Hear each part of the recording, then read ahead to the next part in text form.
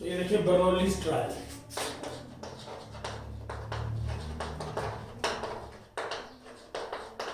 Bernoulli's trial जैसे कल भी मैंने आपको बताया था कि बर्नौलीज ट्रायल क्या होते हैं। जैसे एग्जांपल मैं आपको दे रहा हूँ, बायनोमियल डिस्ट्रीब्यूशन के क्वेश्चंस वो जो थ्योरी कल कराई थी वो रिपीट कर रहा हूँ और आज ये आपका लगभग क्लोज हो जाएगा।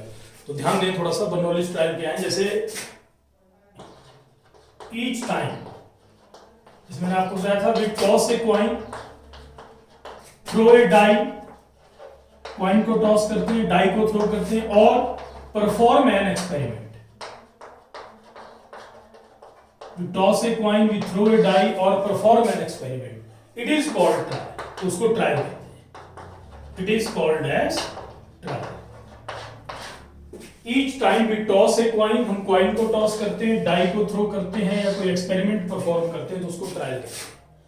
तो वो ट्रायल है if coin is tossed 4 times, अगर कॉइन को 4 बार फेंका जाता है, वी हैव 4 ट्रायल्स, तो हमारे पास 4 ट्रायल। कॉइन को 4 बार फेंका तो 4 ट्रायल हो गए। इन ईच ट्रायल, देखिए ध्यान दें, in each trial we get a head और टेल, या तो हेड आएगा या टेल आएगा, दिखती बात है। दैट इज, इसके कहने का मतलब है that is each trial has only 2 possible outcomes. हर एक ट्रायल के सिर्फ 2 पॉसिबल आउटकम्स हैं। इन ईच ट्रायल हेड और टेल आएगा, वी गेट हेड और ए टेल। तो इसका मतलब है हर एक ट्रायल के 2 पॉसिबल आउटकम्स हुए, ये तो हेड आएगा या टेल। और दूसरी बात है, each time we toss a coin, throw a die, perform an experiment, it is called as trial. If coin is tossed 4 times, it is called as 4 trials. हर एक ट्रायल में या तो हेड आएगा या टेल आएगा, तो each trial has 2 possible outcomes. दूसरी बात है, outcome of any trial, outcome of any trial is independent of outcome of another trial. हर एक ट्रायल का जो आउटकम है independent of outcome of another trial. हर एक ट्रायल का आउटकम दूसरे ट्रायल के आउटकम का इंडिपेंडेंट है, कोई फर्क नहीं पड़ रहा। पहली बार आप कॉइन फेंक रहे हैं, हेड की प्रोबेबिलिटी हाफ है, टेल की प्रोबेबिलिटी हाफ है। दूसरी बार कॉइन फेंक रहे हैं, again you are getting head tail probability half. तो उससे कोई फर्क नहीं पड़ रहा कि आपका पहली बार क्या है, दूसरी बार क्या है। हर एक जो ट्रायल है उसका आउटकम इंडिपेंडेंट है another trial. Outcome of any trial is independent of outcome of another trial. तो इंडिपेंडेंट आउटकम्स और फाइनाइट नंबर ऑफ ट्रायल्स हैं। जब एक्सपेरिमेंट आप करेंगे तो 4 बार अगर फेंक रहे हैं तो 4 ट्रायल्स हैं, हर एक ट्रायल में या हेड आएगा या टेल आएगा। तो ईच ट्रायल के 2 ही पॉसिबल आउटकम्स हैं and outcome of any trial is independent of outcome of another trial. हर एक ट्रायल का आउटकम दूसरे ट्रायल के आउटकम का इंडिपेंडेंट है। तो ये मेन चीज है जिसपे आपने देखना है, तो ध्यान दें थोड़ा सा। So these are called as Bernoulli trial. These are called as, इनको हम बर्नौलीज ट्रायल कहते हैं। These are called as Bernoulli's trial. ये रिपीट कर दिया मैंने कल वाला। अब आप ध्यान दें, जैसे suppose we have a bag containing 4 red and 3 black balls. 4 red है और 3 black balls. If 3 balls are drawn with replacement, आप ध्यान दें, अगर 3 बॉलें आप ड्रॉ करते हैं, if 3 balls are drawn 1 by 1 with replacement, 3 बॉलें ड्रॉ की 1 by 1 विद रिप्लेसमेंट किया, तो आपने बताना है कि ये बर्नौली ट्रायल होंगे नहीं होंगे। तो ध्यान दें, if getting A red is considered as success. Getting a red is considered as success. Red का आना सक्सेस है। जो रेड बॉल आ रही है उसको अगर हम सक्सेस मानते हैं, तो ध्यान दें, probability of getting red ball in first trial 4/7। Probability of getting black ball in first trial 3/7। अब बॉल निकाली, देखा और उसको दोबारा बैग में डाल दिया। जब दूसरा ट्रायल हम कर रहे हैं, what is probability of getting red ball, दूसरे ट्रायल में रेड बॉल की प्रोबेबिलिटी क्या है, अगेन इट इज 4/7। दूसरे ट्रायल में फिर 4/7, और दूसरे ट्रायल में ब्लैक बॉल की प्रोबेबिलिटी क्या है, अगेन ब्लैक बॉल की प्रोबेबिलिटी 3/7। इसका मतलब है पहले ट्रायल ने दूसरे ट्रायल को अफेक्ट नहीं किया, पहले ट्रायल ने दूसरे ट्रायल को अफेक्ट नहीं किया, क्योंकि जब आप दूसरा ट्रायल कर रहे हैं तो नंबर ऑफ बॉल्स जो है आपकी सेम है। दूसरा एक्सपेरिमेंट करने से पहले बैग में नंबर ऑफ बॉल सेम है, क्योंकि जो बॉल देखी आपने दोबारा बैग में डाल दी। तो रेड बॉल की प्रोबेबिलिटी 4/7 है, ब्लैक बॉल की प्रोबेबिलिटी 3/7 है। तो जो रेड बॉल दूसरे ट्रायल में भी रेड बॉल की वही है, ब्लैक बॉल की वही, कोई फर्क नहीं पड़ा। तो कहने का मतलब है ये अब हर एक ट्रायल में, क्योंकि टोटल बॉलें सेम है, बॉल्स में कोई फर्क नहीं पड़ा, नंबर ऑफ बॉल 7 ही है। दूसरी बार जब आपने बॉल निकाली, दूसरी बार बॉल निकालने से पहले टोटल नंबर ऑफ बॉल 7 है, तो दूसरी बॉल निकालने से पहले पे कोई फर्क नहीं पड़ा। तो रेड बॉल की 4/7, ब्लैक की 3/7, रेड की 4/7, ब्लैक की 3/7। इसका मतलब है हियर ट्रायल्स आर इंडिपेंडेंट। तो जो ट्रायल्स हैं वो इंडिपेंडेंट है, ट्रायल्स इंडिपेंडेंट है, एक का होना दूसरे को अफेक्ट नहीं कर रहा है। तो नोट करें इंडिपेंडेंट ट्रायल्स है। In each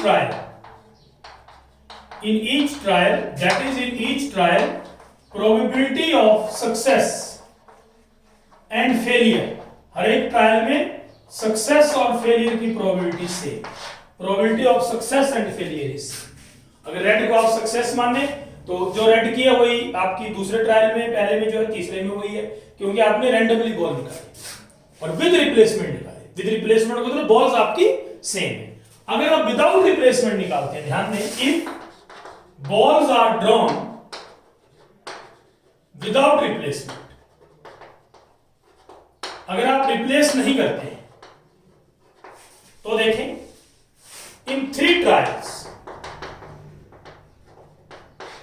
probability of red ball, तो पहले में आई 4/7, ब्लैक की आई 3/7। जब आपने दूसरा ट्रायल किया तो दूसरा ट्रायल करने से पहले रेड बॉल मतलब रेड आई तो दोबारा बैग में नहीं डाली, तो इसका मतलब है आप बॉलें आपके पास जो हैं, रेड बॉल जो है वो आपके पास 3 हो गई और ब्लैक तो पहले 3 थी। तो कहने का मतलब दूसरी बार जब एक्सपेरिमेंट आपने किया तो रेड बॉल पे कंडीशन लग गई कि पहली बार जो बॉल आई वो रेड है, दूसरी बार जो रेड बॉल आपने निकाली उस पर कंडीशन लग गई कि पहली बॉल रेड है।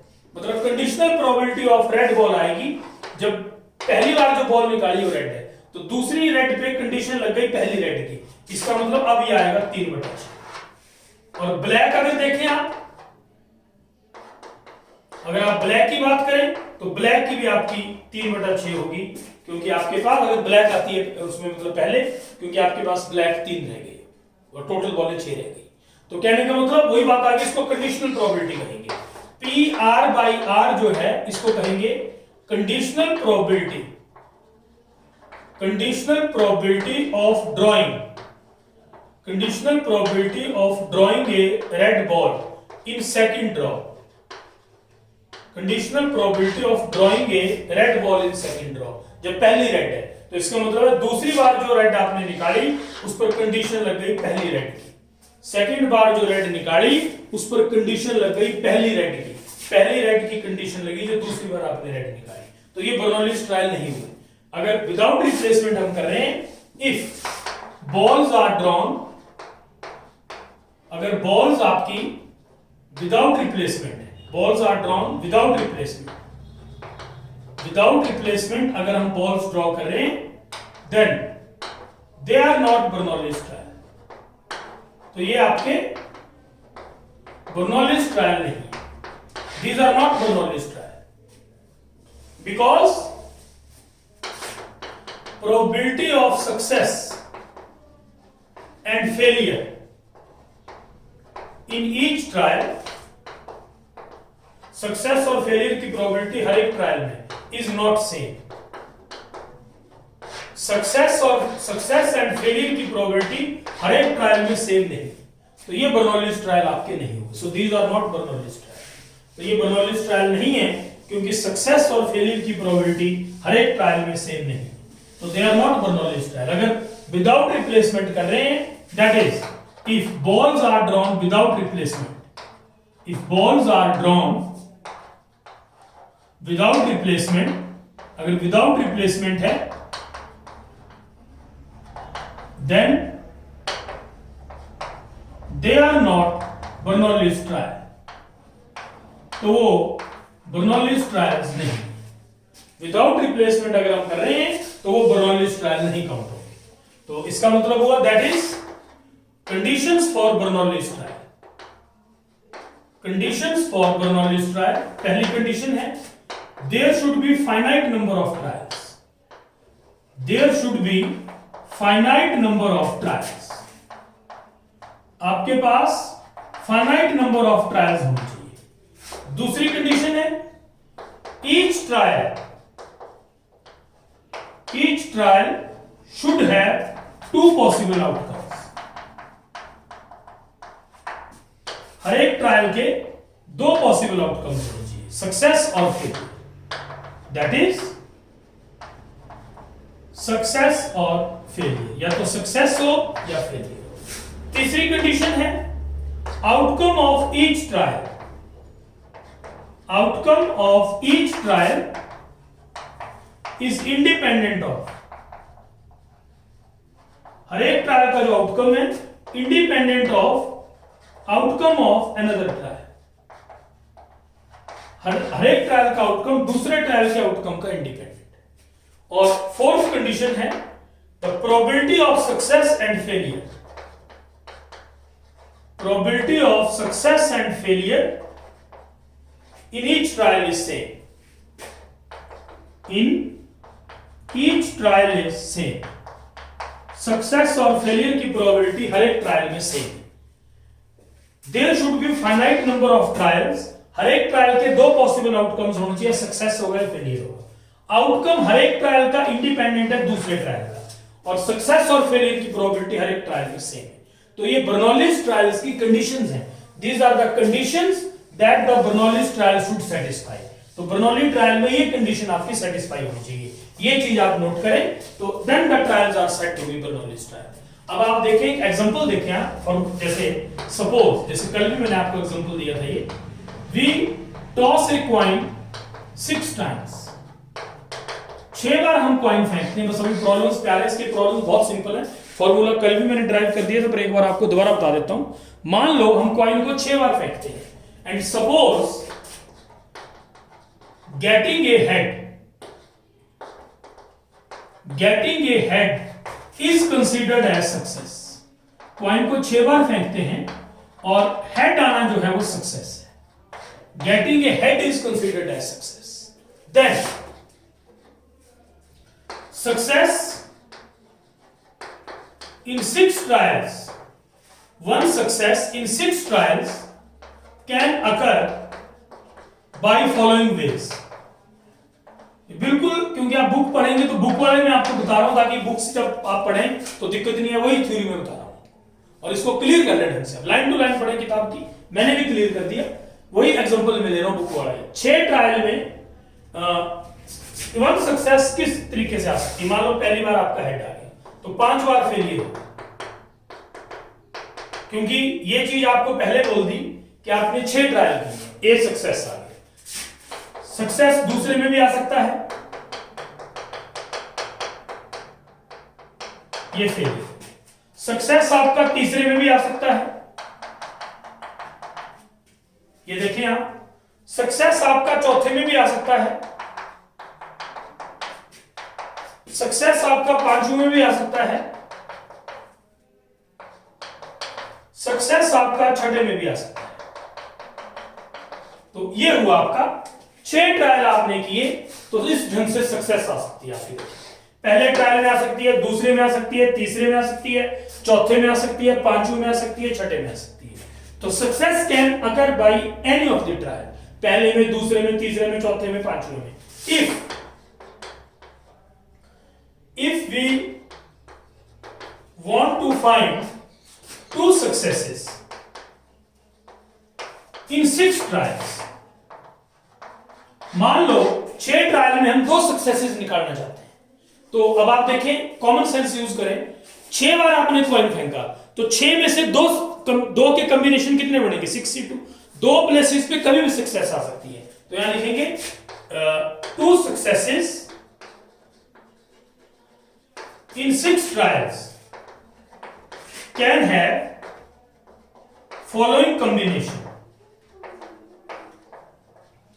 6 ट्रायल में 2 सक्सेसेस के ये कॉम्बिनेशन हो सकते हैं 6C2।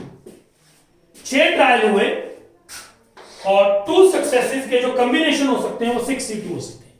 6 में से 2 पोजीशन पे ये सक्सेस आ सकते हैं। कहने का मतलब 6 फैक्टोरियल, 2 फैक्टोरियल, 4 फैक्टोरियल। तो ये देखें आप, तो ये आपके पास 6 ट्रायल है तो 2 सक्सेसेस के इतने कॉम्बिनेशन बढ़ेंगे। अब आपको ये पता है चलो एक था तो इजीली 6 कर लिया। तो it is very difficult to list all of them. It is very difficult to list all of them. इन सबको लिस्ट करना एक उसमें इट इज वेरी डिफिकल्ट, क्योंकि टोटल कॉम्बिनेशन आपके सामने 6 factorial upon 2 factorial into 4 factorial बने और ये सारे लिस्ट करना बहुत टफ है। It is very difficult to list all of them और कैलकुलेशन अलग अलग करना तो बहुत लेंथी है। तो for that purpose we will derive a formula. We will derive a formula for getting success in Bernoulli trial.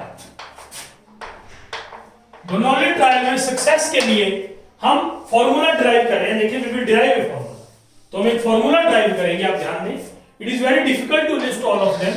तो for that purpose we will derive a formula for getting a success in Bernoulli trial. तो हम formula drive करेंगे। अब आप देखें कैसे करेंगे। मान ये तो चलो 6 की बात थी, अगर मान लो n बर्नौली ट्रायल्स है तो this formula will help us to calculate number of successes. This formula will help us to calculate number of successes in n Bernoulli trial. अगर n Bernoulli trial है, मतलब n बार कोई experiment हो रहा है, we want to get probability of 0 success, 1 success, 2 success. So this formula will help us to calculate number of successes in n Bernoulli trials. अगर n Bernoulli trial हो रहे हैं तो number of successes कैलकुलेट करने में ये formula help करेगा। अगर n बार हम एक्सपेरिमेंट कर रहे हैं, क्योंकि n बार करेंगे तो लिस्ट करना उनको बहुत टफ है। तो to getting the formula for n Bernoulli trial, तो ये फॉर्मूला n के लिए भी हेल्प करेगा। तो अब फॉर्मूला कैसे ड्राइव करेंगे देखिए आप, क्योंकि ऐसे कैलकुलेशन बहुत मुश्किल हो जाएगी। It is very difficult to list all of them. हो जाएगा कि मतलब 10 बार फेंका तो 2 successes 10C2, but to list all of them it is very difficult. 10C2 के बहुत ज्यादा कॉम्बिनेशन बनेंगे 45 और सबकी प्रोबेबिलिटी निकालना अलग अलग, इट इज वेरी डिफिकल्ट। तो उसमें मतलब लेंथी काम है बहुत ज्यादा। तो उसको आसान करने के लिए एक फॉर्मूला ड्राइव कर रहे हैं, जैसे कल भी मैंने आपको बताया था, एक बार मैं दोबारा बता रहा हूं। For number of successes in n Bernoulli trials, तो this formula will help us to get number of successes in n Bernoulli trial। तो देखें, suppose we perform an experiment of 3 Bernoulli trials। 3 Bernoulli trial का experiment हम perform करते हैं। Then sample space for that here S denote success। S success को denote करेगा, denote failure, F आपका failure को डिनोट करेगा। एक एक्सपेरिमेंट परफॉर्म करने 3 Bernoulli ट्रायल का and sample space for that S जो है वो सक्सेस को डिनोट करेगा, F आपका फेलियर को डिनोट करेगा। तो आप सैंपल स्पेस देखें, पहली बार फेंका सक्सेस आया, दूसरी बार फेंका दोनों failure. I am writing whole sample space, आप ध्यान दें थोड़ा सा। उसके बाद क्या हो सकता है, 3 बार हमने कोई एक्सपेरिमेंट किया, पहली बार सक्सेस आया, 1 सक्सेस और 2 फेलियर। अब ये 1 सक्सेस और 2 फेलियर, आपने परमुटेशन कॉम्बिनेशन पढ़ा है सबने। तो these are the 3 things and they can be arranged by 3 factorial ways. लेकिन ये दोनों फेलियर दोनों एक जैसे, सक्सेस 1 हुआ, फेलियर 2 हुए, तो इसके पॉसिबल कितने बनेंगे टोटल?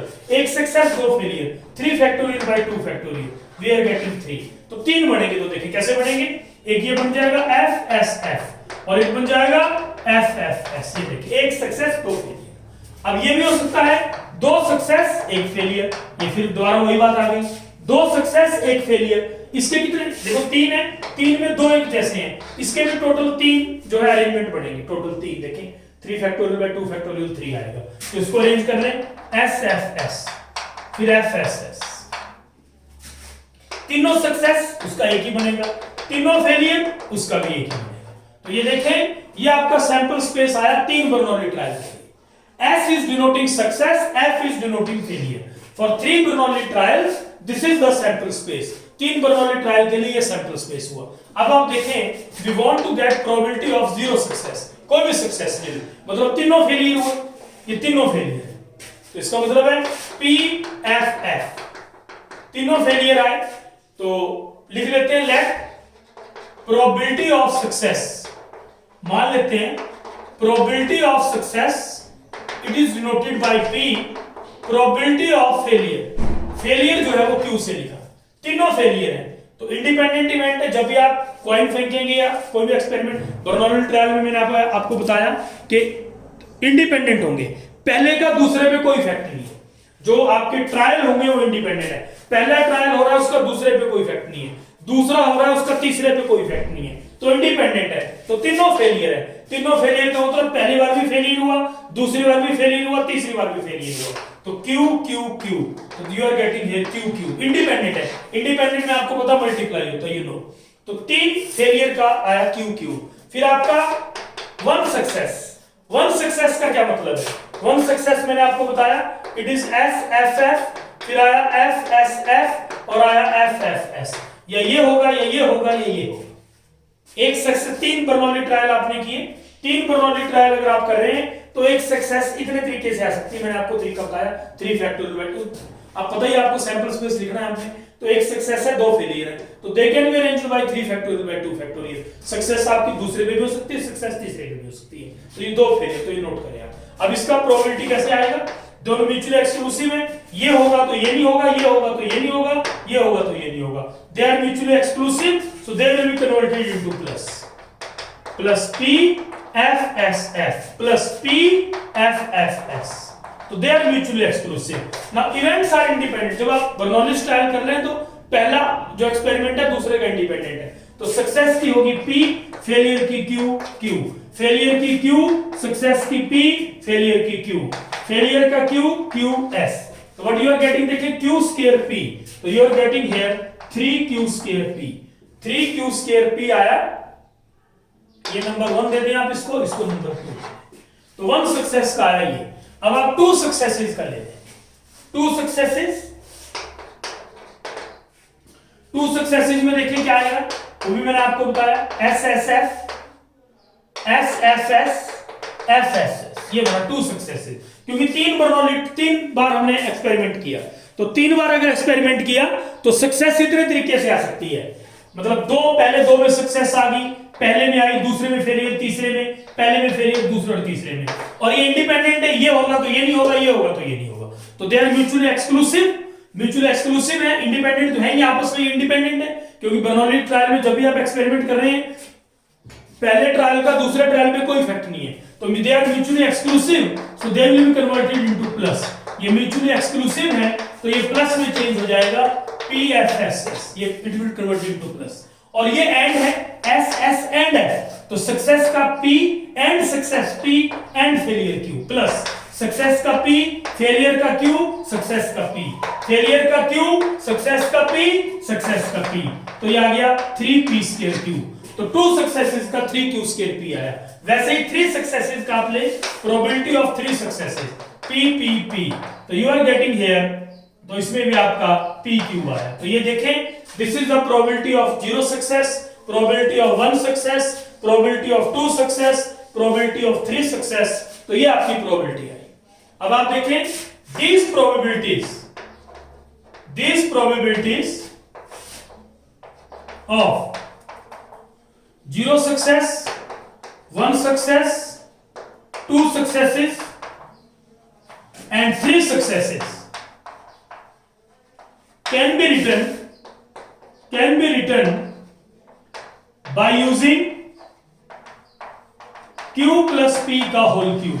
q plus p का होल क्यूब अगर आप बायनोमियल की एक्सपेंशन करें तो उसकी जो टर्म्स होंगी वो आपको पहली 0 सक्सेस, 1 सक्सेस, 2 सक्सेस, 3 सक्सेस का प्रोबेबिलिटी देगा। ये मैं आपको करके बताता हूं। q plus P whole cube, इस बाइनोमियल को आप खोलें, इस बाइनोमियल को देखें, आप देखें q plus P whole cube है, इसकी अगर आप पहली टर्म लिखें, आप देखें लिखना फेलियर प्लस सक्सेस है, क्योंकि प्रोबेबिलिटी तो आपको निकाल के बता दी मैंने 0 सक्सेस की। देखिए आप अभी बताई मैंने 0 सक्सेस की जो प्रोबेबिलिटी थी that was q cube, 1 success की जो प्रोबेबिलिटी थी 3q स्क्वायर p, 2 सक्सेसेस की जो प्रोबेबिलिटी थी 3p स्क्वायर q, और 3 सक्सेसेस की जो प्रोबेबिलिटी थी 3q।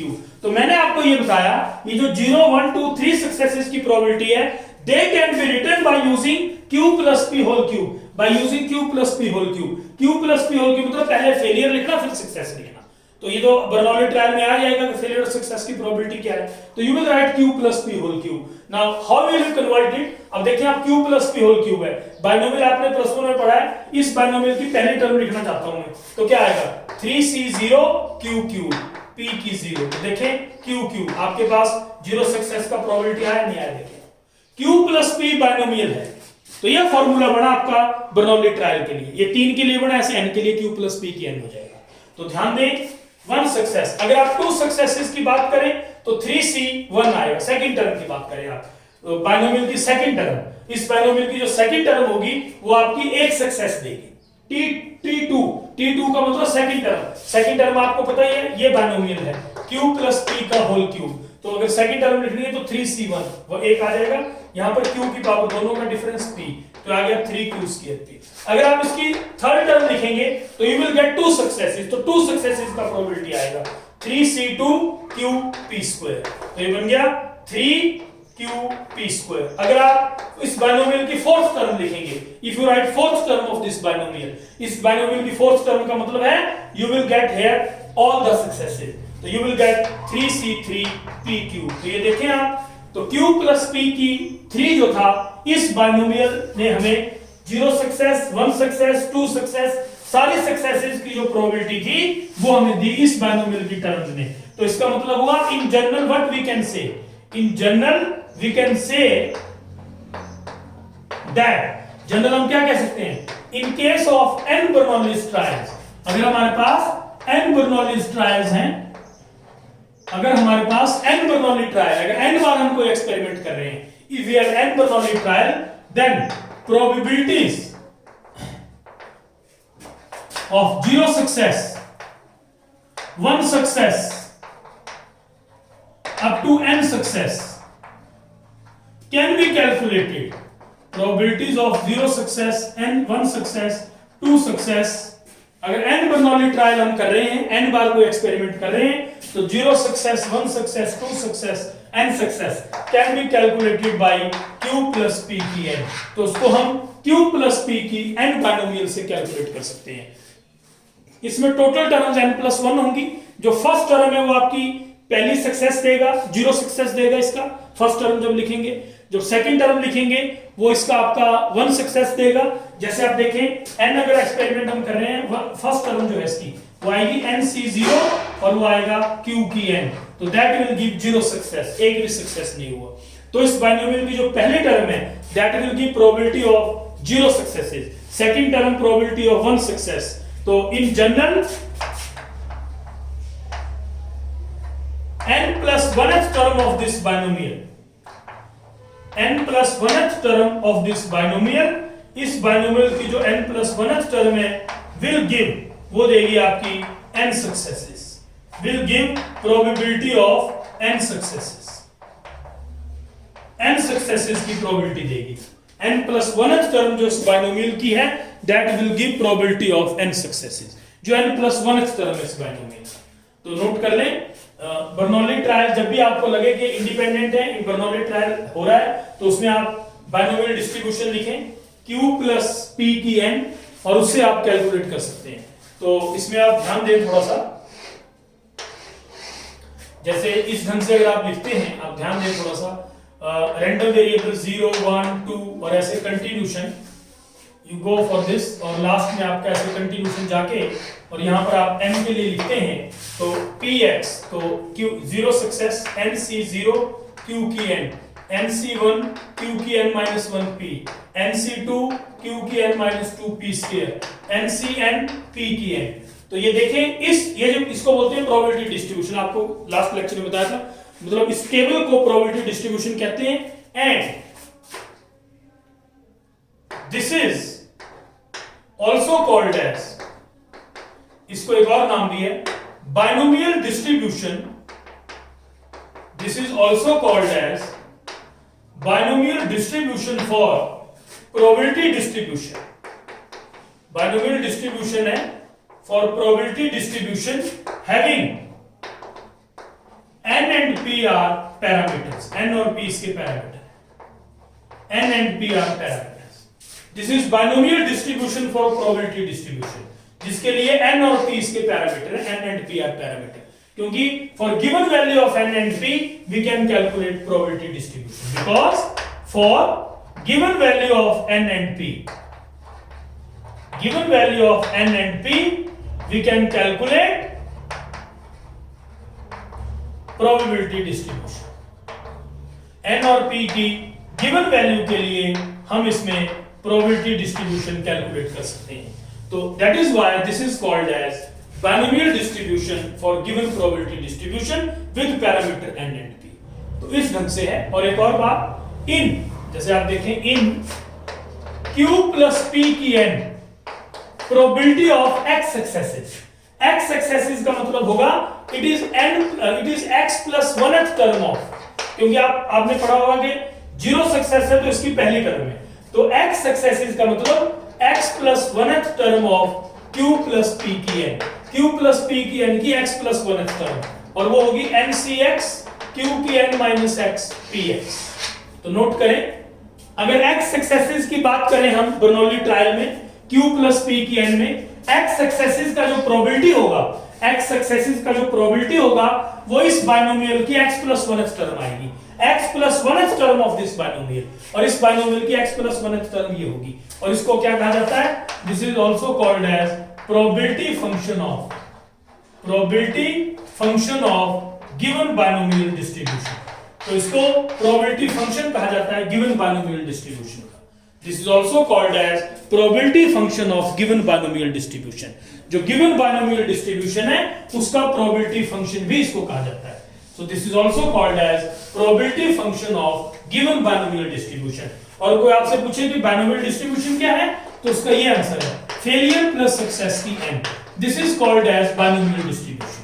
ये बाइनोमियल डिस्ट्रीब्यूशन है, फेलियर प्लस सक्सेस की n, where p is the probability of success in one trial, q is the probability of failure in one trial, n are the total number of trials। n आपके total number of trials हैं, q is the probability of failure in one trial, p is the probability of success in one trial। Success की probability single trial में वो p है, failure की probability single trial में वो q है। तो इसको कहा जाता है probability function of given binomial distribution. Given binomial distribution के लिए ये प्रोबेबिलिटी फंक्शन होता है। So this is probability function. और अगर आप इसको ऐसे भी देखें, जैसे आपकी बुक में जो थोड़ी बहुत डेरिवेशन दी हो, मैं आपको बता देता हूं कि सिंपल है। सपोज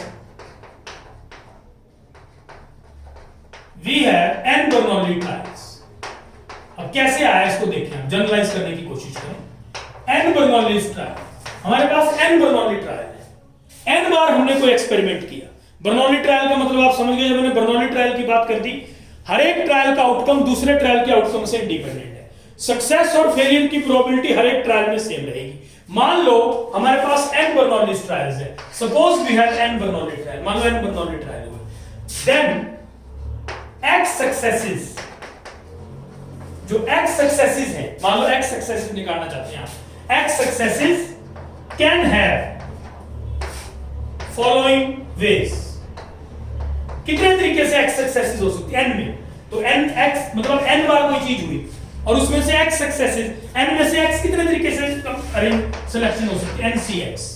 आप ये समझने की कोशिश करें। Suppose we have n Bernoulli trials, मान लो n बर्नौली ट्रायल्स है, कॉमन सेंस यूज करें। n बार आप यार ऐसे समझ लें कि आपने 5 बार सिक्का फेंका, x से मत घबराएं, तो दो सक्सेसेस कितने तरीके से हो सकती है, 5c2। 5 में से किन्हीं पे भी 2 सक्सेसेस आ सकती है, 5c2। तो वही बात है, हमारे पास n बर्नौली ट्रायल है, तो x सक्सेसेस कितने तरीके से अकर कर सकती हैं, ncx। NCX तरीके से X सक्सेस हो सकती है। बात समझिए मेरी, जैसे 5 में से 2 सक्सेसेस निकालनी तो 5C2 वे से हो सकती हैं। एंड इन ईच वे, ये इतने तरीके होंगे total. And in each way probability of successes. अब NCX टोटल वेज है, तो कोई एक वे में सक्सेस की प्रोबेबिलिटी क्या होगी? X सक्सेसेस हुई, तो इसका मतलब हर एक ट्रायल में सक्सेस की प्रोबेबिलिटी P है। एक ट्रायल में सक्सेस की प्रोबेबिलिटी P है और फेलियर की Q है। अगर X सक्सेसेस हुई तो N-X फेलियर हुआ। दिखती बात है। तो in each way probability of successes is equal to P की X इंटू Q की N-X। अब आप बोलेंगे कैसे आया? जैसे आप ऐसे समझे, 5 बार आपने सिक्का फेंका, हेड को सक्सेस माना, तो 5 में से 2 हेड कितने तरीके से आ सकते हैं? 5C2 वे से आ सकते हैं। हर एक वे में हेड इसकी प्रोबेबिलिटी क्या होगी? 1/2 की, क्योंकि आपने 2 सक्सेसेस लेनी, 1/2 की 2 और 1/2 की 3, क्योंकि 2 सक्सेसेस हुई तो 1/2 की 2 और 3 फेलियर हुए 1/2 की 3। इसमें बाय चांस सक्सेस और फेलियर 1/2, अगर डाई है तो अलग अलग होगा।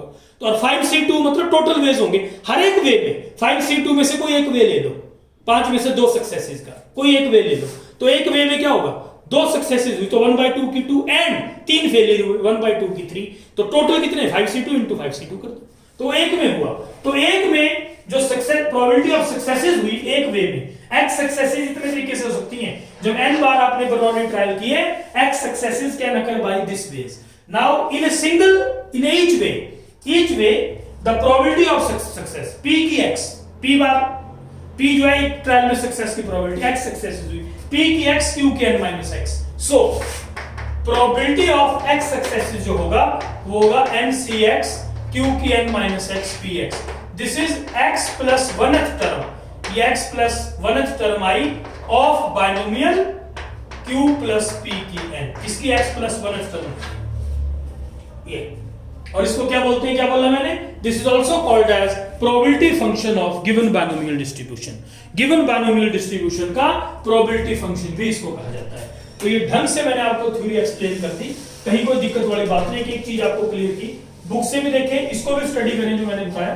It is very simple. N Bernoulli trial हुए, N में से X सक्सेसेस हुई।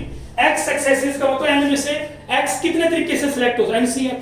और किसी एक वे में, क्योंकि X सक्सेसेस हुई, P की X Q की N-X फेलियर हुआ, तो it is X plus 1th term of this binomial. अब जैसे इसका क्वेश्चन है, if a coin is tossed 5 times, मान लो कॉइन आपका 5 बार फेंका, if getting a head is success, head आना सक्सेस है, find probability of no success. पहला पार्ट, एग्जैक्टली 2 सक्सेसेस,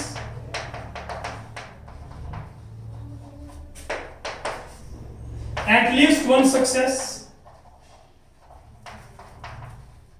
और क्वेश्चन से क्लियर हो जाएगा, एट मोस्ट 4 सक्सेसेस। तो देखें, क्वाइन को 5 बार फेंका। अब आपको पता है, पहले तो ये पता लगाना है कि बर्नौली ट्रायल है नहीं, बिल्कुल है, क्योंकि हर एक बार हेड टेल की प्रोबेबिलिटी सेम है और outcome of each trial is independent of outcome of another trial. जो बर्नौली ट्रायल की कंडीशन है सेटिस्फाई होगी। P होगा probability of success in single trial, that is half. Q probability of failure in single trial, ये भी half. Number of trials 5। तो binomial distribution वो आएगा फेलियर प्लस सक्सेस की n, आपको पता है, तो ये हो जाएगा 1/2 प्लस 1/2 की 5। ये बाइनोमियल डिस्ट्रीब्यूशन हो गया। आपको पता है बाइनोमियल डिस्ट्रीब्यूशन फेलियर प्लस, अब नहीं 1 लिख देना इसको, तो 1 नहीं आएगा, पर प्रोबेबिलिटी निकालने के लिए हम बाइनोमियल डिस्ट्रीब्यूशन का यूज करते हैं, फेलियर प्लस सक्सेस की n। तो पहला पार्ट है probability of 0 success, no success, 5C0 1/2 की 5, क्योंकि इसमें दोनों 1/2 है तो दिक्कत नहीं है। डाई के केस में होगा जिसमें एक 1/6 है, दूसरा 5/6 है। और उसके बाद दूसरा पार्ट है प्रोबेबिलिटी एग्जैक्टली 2 5C2 1/2 की 5, क्योंकि 1/2 की 3 आएगा, फिर 1/2 की 2 आएगा। अल्टीमेटली 1/2 की 5 हो जाएगा, क्योंकि दोनों सेम है सक्सेस और फेलियर। तो ये एग्जैक्टली 2 आ गया। अब एटलीस्ट 1, एटलीस्ट 1 का मतलब 5 बार एक्सपेरिमेंट हुआ, कम से कम एक।